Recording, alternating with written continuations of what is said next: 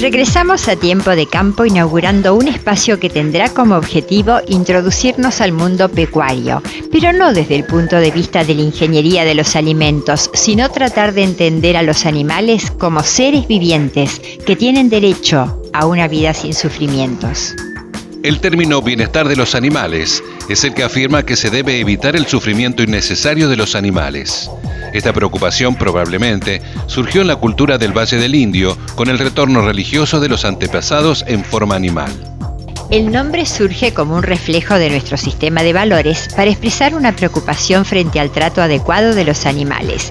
Hay una fundamental, que es la humanidad, digamos. Hay que tener un trato humanitario con los animales, fundamentalmente, que es la principal práctica. Las cuestiones económicas son evitar las pérdidas de calidad de la carne por someter a los animales a situaciones estresantes. Las pérdidas de calidad de la carne, en ese sentido, tenemos dos tipos. Una que son las visibles, que por malos manejos de los animales tenemos golpes, moretones, rayones, y después están las invisibles, que cuando el animal está sometido a situaciones de estrés muy alto, nos encontramos con unos animales que en definitiva terminan no transformando bien el músculo en carne y nos encontramos con una carne de muy inferior calidad que no es aceptada por el consumidor. Pero la número uno, la principal, es el trato humanitario. Eso siempre tenemos que tenerlo en cuenta. El bienestar animal, hay muchísimos conceptos, desde el más simple, que es estar en una armonía con el medio ambiente, en un estado ideal físico, psíquico, que en algún momento va a tener un enfrentamiento con el medio ambiente, porque de hecho el hombre, al echar mano sobre ellos, modifica ciertas características, pero que en ese enfrentamiento el animal sale como a flote y puede, adecuarse a ese medio ambiente. ¿Qué país comienza a preocuparse y manejar este concepto? Surge más o menos aproximadamente en Europa, en el Reino Unido, en la década del 60.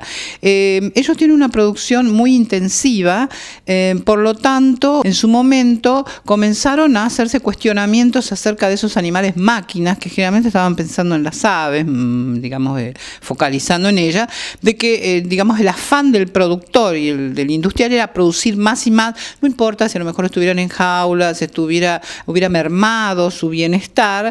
Y de alguna manera de esos cuestionamientos obligó al Consejo de Europa entonces a prestar atención a este tema. Los europeos son los que están muy avanzados en prácticas de bienestar animal de todo tipo. No hablemos de bienestar animal solamente en ganadería, en bovinos. Creo que hay otras especies que también son de consumo comercial, como son cerdos y aves, que también tienen muchísimos problemas de bienestar animal, y allí se ha centrado muchísimo la importancia de esto. Por ejemplo, en el caso del transporte, en Argentina, con el clima que tenemos, nuestras jaulas tienen que ser lo más abiertas posibles, para que sean aireadas, para que el animal no sufra un estrés térmico. En cambio, me tocó estar en un congreso internacional de ciencia y tecnología de carne en Canadá, en la provincia de Alberta, y bueno, allí lo que me llamaba la atención es que es al revés. Las jaulas tienen que ser lo más cerradas posible, pero por las bajas temperaturas reinantes. O sea, cómo el hecho de mantener al animal en un estado de bienestar varía según el área donde lo encontremos, digamos, ¿no? El concepto de bienestar animal incluye 3 elementos: que estén sanos y bien alimentados, el estado emocional del animal y la posibilidad de expresar algunas conductas normales propias de la especie. De proveerle agua, de proveerle alimento, de cuidarlos respecto a no recibir lesiones, estar en un estado óptimo de salud y de sanidad. Que estén como en comodidad en el ambiente, y se refiere no solo a las cuestiones ambientales, sino también en comodidad en los compartimientos que se puedan echar, que puedan caminar, que no sufran estrés, ni desasosiego, ni angustia, poder expresar el comportamiento natural. Ahí viene el tema que el comportamiento natural es lo más difícil de poder cumplir. Siempre sobre eso, y ahora sí con el correr de los años y viniendo a la actualidad, se ha tratado de buscar, de darles más espacio, en el caso de las aves ponedoras, siempre hablando de cuando están en jaula, en el caso de las cerdas lo mismo, solamente, tenerlas, eso es en Europa, estoy hablando de las reglamentaciones. En el caso de tener cuando han parido y a fin de poder resguardar los lechones, solamente en ese momento tenerlos sin confinamiento, y se promueve que en el resto de la vida útil, estamos hablando de la hembra, tenerla en libertad y que comparta y puedan interactuar fundamentalmente con otros animales de su misma especie. Fundamentalmente tenemos que empezar tenemos que empezar a aplicar técnicas de bienestar animal que las aplicaban nuestros abuelos, y muchos tienen que ver en observación, en ver el comportamiento de los animales. El manejo de los animales es muy importante y no es necesario de manejarlo a palos o con picanas, sino que los animales con un simple movimiento.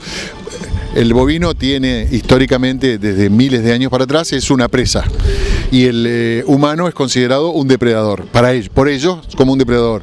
Ellos tienen un círculo alrededor de ellos que es más o menos 3-4 metros, que es donde tienen su visión, que le llaman zona de escape. Si nosotros nos aproximamos al animal, si nos aproximamos desde delante hasta llegar a la altura de la cruz, el animal retrocede. Ahora, si nos aproximamos desde atrás y nos está viendo y nos aproximamos hacia él, entrando en la zona de fuga, el animal se va hacia adelante. O sea, no necesitamos ningún palo para que el animal vaya para donde nosotros queremos. Solamente tenemos que observar algunas cuestiones de etología muy simples para que el animal se movilice. De hecho, hay características raciales que lo hacen más y menos favorable para manejarlo, pero bueno, son cuestiones de encontrar la vuelta.